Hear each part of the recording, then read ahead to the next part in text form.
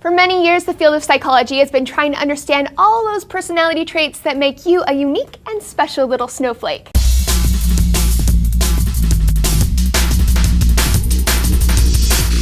Hi guys, I'm Lacey Green, and this is D News. It's called personality psychology, and it's a booming field of research you're bound to hear about in any human psych class. One of the most well-researched and respected personality models in the field is Costin-McCrae's Big Five. This model evaluates how strong a person is on 5 different axes. Let's take a look-see at those traits. Trait number 1 is openness to experience. This trait describes how open or closed your thinking is. Highly open people are intellectually curious, they love art and science. Open people appreciate emotion, unusual ideas, imagination, adventure, and of course, having new experiences. People with low scores tend to have more traditional interests. They prefer familiarity over doing something new, and they don't really like change. Trait number 2 is conscientiousness. Highly conscientious people are basically those annoying overachievers who are always on top of it. They're disciplined, responsible, and good at planning ahead. A high score on conscientiousness suggests a strong ability to regulate and control your behavior. Low scores tend to be more impulsive and unorganized,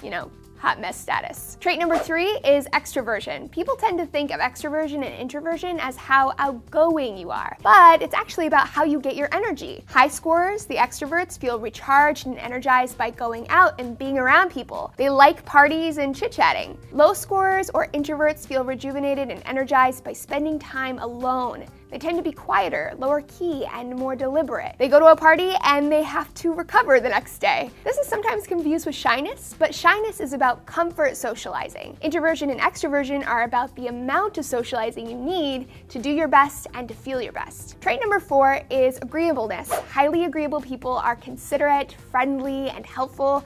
They just wish we could all get along, guys. They make sacrifices for others, and they assume others are good people. Low scorers or highly disagreeable people are suspicious, distant, and uncooperative. They place self-interest above getting along. They don't care as much about other people's well-being, and they're less likely to help you out. Basically, they're assholes. I'm just kidding, but really.